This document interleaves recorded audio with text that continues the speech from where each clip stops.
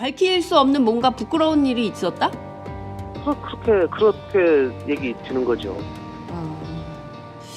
자, 박근혜 대통령 출석 여부가 현재 좀 쟁점이 되고 있는데요. 탄핵 소추위원들은 박 대통령이 좀 출석을 해야 된다, 나와야 된다 네. 이런 주장을 하고 계십니다. 네. 물론 반대로 피청구인 측인 대통령의 대리인단은 무슨 소리냐, 출석 없어도 된다. 네. 뭐 이런 지금 맞대결 국면인데요. 왜 박 예, 예. 대통령이 꼭 이 헌법재판소 네. 증인으로 나와야 된다고 보십니까?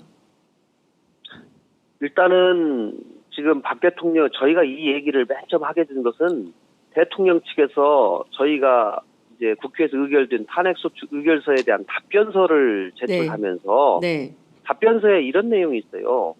그동안 대통령이 국민에게 제대로 소명할 기회도 한 번도 갖지 못했다. 아, 맞아요. 그리고 막연한 사실만 가지고 이렇게 탄핵소추하면 되냐.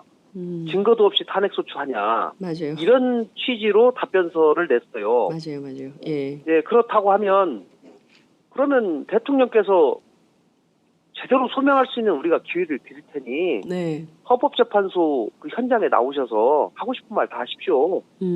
아, 오히려 네. 대통령에게 기회를 드리는 차원이었네요.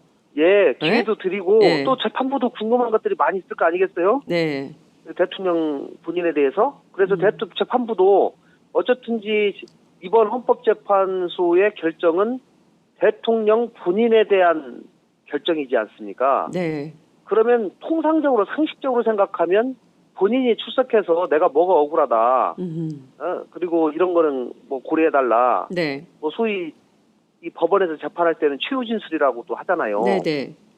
그런 등등 그런 것들을 뭐 좀 하려고 하면 할 수 있지 않겠느냐. 그리고 저희는 가능하면 국민들의 알 권리나 등등을 보장하기 위해서 네. 대통령을 직접 그 재판 심판장에 불러서 네. 그 본인을 신문하는 본인에 대해서 물어보는 거죠, 재판부가. 네. 그런 절차를 거쳐달라 이렇게 얘기를 한 겁니다. 예, 그런데 이제 대통령 대리인 측은 뭐 굳이 그런 절차 없어도 네. 다 할 수 있지 않겠냐 이렇게 얘기를 한 거고요. 네. 이제 헌법재판소가 그럼 어떤 결정을 할 거냐? 네. 저희가 볼 때는 일단은 가장 최후의 수단으로 남겨놓을 것 같아요. 그래서 뭐 수사 기록이나 다른 증인 신문 다 해보고 네. 그런 걸로도 충분히 사실관계 입증이 다 가능하다고 하면 네. 할 텐데 그렇지 않으면은 이제 본인 부를 수밖에 없고요. 네. 그런데 만약에 특검에 대통령이 불려가서 수사를 했다. 네. 라고 하면 대통령의 그 진술 기록이 나오지 않습니까? 네. 그렇다면 이제 그 진술 기록을 헌법재판소에다 내게 되면 네. 특검에서 물어봐가지고 작성한 것이 있기 때문에 네. 본인 신문은 안 해도 되는데 네. 만약에 탄핵 재판이 끝나기 전까지 특검에서 대통령 신문을 만약에 못하게 될 경우에는 네. 불가피하게 저는 탄핵 재판하는 과정에서 대통령 본인을 불러다가 신문을 할 수밖에 없지 않겠는가 이렇게 생각합니다. 그렇군요. 그러니까 또 다른 네. 한편에서는 대통령에게 발언, 진술의 기회. 그리고 왜냐하면 답변서에서 뭐 한 번도 국민들에게 소명할 기회가 없었다고 주장을 하니. 근데 이것도 사실 어불성설이에요. 왜냐하면 검찰이 3번이나 나오라고 그랬는데 대통령이 안 나가셨잖아요. 근데 아니, 누가 하지 말라고 그랬습니까? 네? 아니 본인은 대통령은 저기 청와대에 가가지고 기자회견 하면 되는 거고 기자들이 물어보는 것에 답하면 다 되는 거예요. 네. 본인이 스스로 하지 않고 해명할 기회가 없었다고 얘기하는 거는 정말 그 말이 안 되는 얘기죠. 그러니까요. 그래놓고 또 이제 그 소추위원들이 나오시라 했더니 뭘 또 나가냐 네. 이러고 있는 거예요. 그러니까 참 이게 국민들이 보기 요 대목이 어쩌면 좀 이게 한편의 그 코미디 같다 이런 생각도 좀 들기도 합니다. 자, 엊그제 이제 국정조사 현장 방문 조사가 있었어요. 네. 그 정호성 전 비서관에 따르면 세월호 참사 당일 박근혜 대통령은 매우 피곤해 보였고 여느 때와 달리 일정이 없었으며 관저에 누가 함께 있었는지는 말할 수 없다. 왜냐하면 사생활이므로 뭐 이런 주장을 네. 했습니다. 예. 그 굉장히 중요한 게 정 전 비서관 말을 들어보면 세월호 참사 당일 오전에 뭔가 일이 있었다. 이렇게 미루어 짐작할 수밖에 없는 상황인데요. 네. 그 헌법재판소는 그 박 대통령의 세월호 7시간 요 당일 행적을 남김없이 밝혀라 이렇게 요구를 한 상태입니다. 그죠? 그런데 네. 어제 피청구인 측은 밝히지 않았어요. 예, 이 점은 어떻게 보세요, 우선? 저는 밝히기 힘들 거라고 생각합니다. 아, 그래요? 왜 그렇게 보십니까? 네. 지금까지 그렇게 국민들이 밝히라고 했는데 2년간 못 밝혔는데 지금 이걸 어떻게 밝힙니까? 본인이 밝힐 수 있었으면 벌써 밝혔죠. 밝힐 수 없는 뭔가 부끄러운 일이 있었다? 그렇게 얘기 드는 거죠. 아. 그러니까 상황을 그대로 예. 솔직하게 얘기하게 될 경우에 뭐 국민적 분노가 일어날 가능성이 있다든가 뭐 여러 가지 문제가 있을 가능성이 있다든가 그렇기 때문에 지금까지 얘기를 못한 거죠. 뭐 그동안 2년간 이거를 밝히라고 얼마나 많은 언론과 국회와 유가족과 많은 국민들이 원했습니까? 그러나 하지 않았거든요.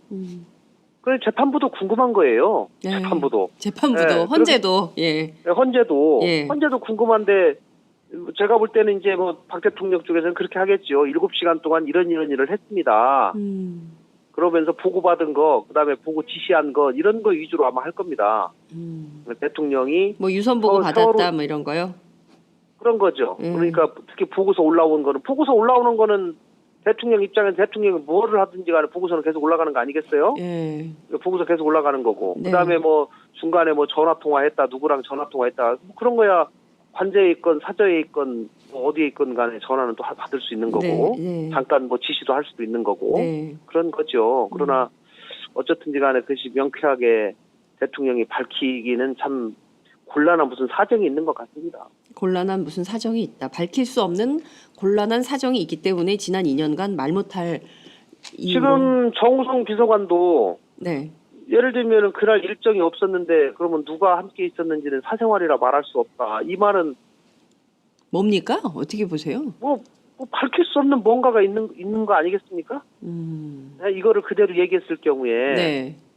뭐 좀 곤란한 입장 곤란한 뭐가 있기 때문에 얘기할 수 없는 거 아니겠어요? 그러니까 세월호 7시간 동안 박근혜 대통령은 대중에게 말 못할 예. 뭔가의 사연이 있다. 사생활. 뭐 저는 그렇다고 봅니다. 왜냐하면 그 시간에 관저에 원래는 집무실에 있어야 되는데 네, 그렇죠. 집무실에 평일이에요, 있지 평일. 않고 예. 관저에 있었다는 것 자체도 뭐 좀 일부 이제 문제가 있는 거고. 네. 그런데 이제 대통령이 워낙 관저에 자주 있으니까 네. 뭐 관저에 있으면서도 일은 다 했다라고 말씀을 하시니까 뭐 그럴 수도 있다고 봅니다. 네. 뭐 관저에 있으면 일을 아예 안 하고 뭐 그런 건 아니고 본인 이 캐릭터상 네. 뭐 저희가 100%를 양보해서 그렇게 할 수도 있다고 생각하는데 그러면은 그날은 관저에서 뭘 했고 누구랑 있었고 이런 것들에 대해서 얘기를 해줘야지 맞죠. 근데 또 이런 얘기를 했어요. 어제 나온 얘기인데요. 피청구인 측의 주장입니다. 법정에 출석을 안 하는 대신에 세월호 7시간 명쾌하게 밝히겠다. 이런 얘기를 했거든요. 이 발언에 아니, 일말의 진실이 있다고 보십니까? 제가 금방 말씀드린 거하고 똑같습니다. 7시간을 청와대 측에서는 명쾌하게 밝혔다라고 얘기하면서 낼 거예요. 네. 이 정도면 충분히 밝혔었다. 그러나 국민들은 납득하지 않죠. 그러니까 이미 뭐 그쪽에서 뭐를 낼지 저희가 이제 보고 나서 판단해야 될 문제이기는 하지만 네. 제가 볼 때는 명쾌하게 밝히기는 어려울 것이다. 그렇군요. 예. 그러니까 지금까지 국회 운영위원회에 제출했던 이른바 그 보고 기록 예. 같은 거를 내놓은 것 이상의 새로운 사실을 진심으로 진정성 있게 밝힐 가능성은 없다. 왜냐하면 저는 없다고 봅니다. 네. 예. 밝힐 수 없으므로. 예. 뭐 그런 건가요? 뭐 좀 기대해 보죠, 뭐. 네. 이건 언제까지 밝히겠다는 겁니까? 그러면 기일은 언제까지예요? 뭐 다음 기일이 지금 30일 날 오후 2시니까요. 제 네. 3차 변론 준비 기일이 네. 이번 주 금요일이거든요. 네. 그러니까 아마 그때까지는 뭐가 좀 나와야 되지 않을까 싶은데요. 네. 최소한 이게 진정성이 있으려면 이번 주 금요일 30일에는 예, 뭔가 예. 나와야 된다. 예. 요 비슷한 게 나오면 또 비판을 들을 수밖에 없겠죠. 그 이튿날 바로 또 촛불 그게 집회인데. 이제 어떻든지 간에 뭐 재판부에 제출이 되면 네.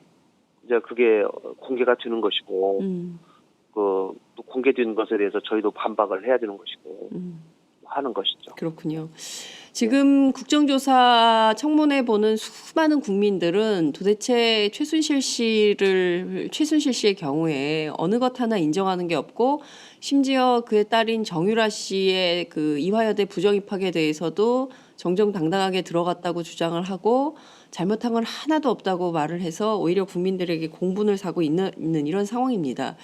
그리고 뭐 AI가 창궐 해가지고 지금 뭐 5천만 마리를 묻을 수도 있다. 네. 이런 걱정, 우려가 쏟아져 나오는 것도 현실이고요. 경제 문제 매우 심각한 지경입니다. 그나마 이제 국회라도 선출된 권력 중에는 지금 유일하게 제대로 자기 역할을 해야 되는 이런 상황인데요. 네. 수많은 국민들이 국회가 좀 1, 2월 쉬지 말고 개혁 과제들에 네. 대해서 충실히 이행하라, 이런 목소리도 있습니다. 예, 예. 의원님 좀 이런 국민들의 열망을 담아서 1, 2월 국회 예. 그리고 또 이제 올 한 해 마무리하는 시점인데요. 국민들께 꼭 예. 하고 싶으신 말씀 한 말씀 하시죠. 네, 올 한 해는 정말 위대한 대한민국 국민들의 모습을 보여줬는데요. 그 정치권이 촛불에서 보여준 대한민국 국민들의 위대함, 또 열망, 또 구체제에 대한 개혁의 열망, 이런 것들을 잘 담아내서 정치권이 이런 것을 모아내서 결국은 개혁 입법으로 또 헌법 개정으로 잘 매듭을 져야 된다고 생각을 하고요.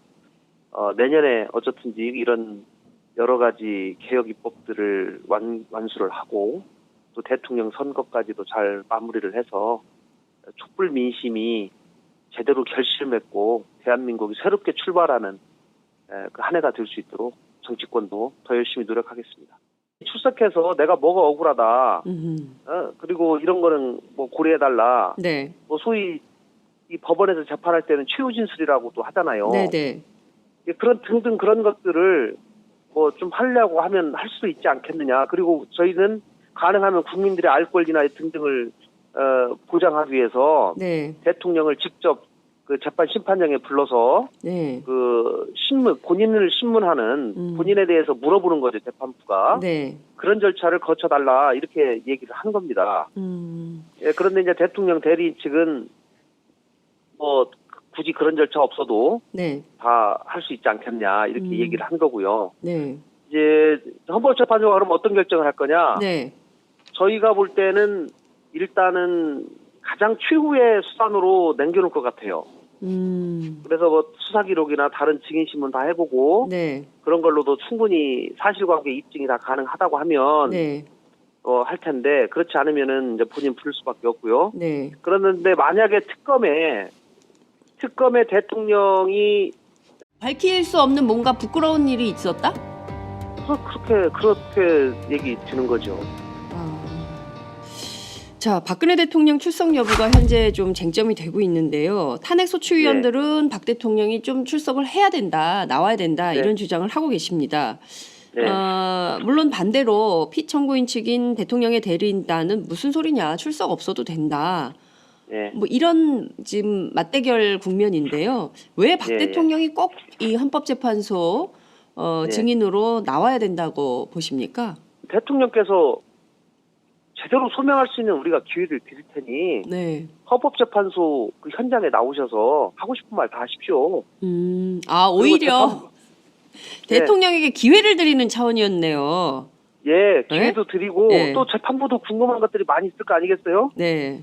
대통령 본인에 대해서. 그래서 재판부도 어쨌든지 이번 헌법재판소의 결정은 대통령 본인에 대한 결정이지 않습니까? 네. 그러면 통상적으로 상식적으로 생각하면 본인이 일단은 지금 박 대통령 저희가 이 얘기를 맨 처음 하게 된 것은 대통령 측에서 저희가 이제 국회에서 의결된 탄핵소추 의결서에 대한 답변서를 제출하면서 네. 답변서에 이런 내용이 있어요. 그동안 대통령이 국민에게 제대로 소명할 기회도 한 번도 갖지 못했다. 맞아요. 그리고 막연한 사실만 가지고 이렇게 탄핵소추하면 되냐.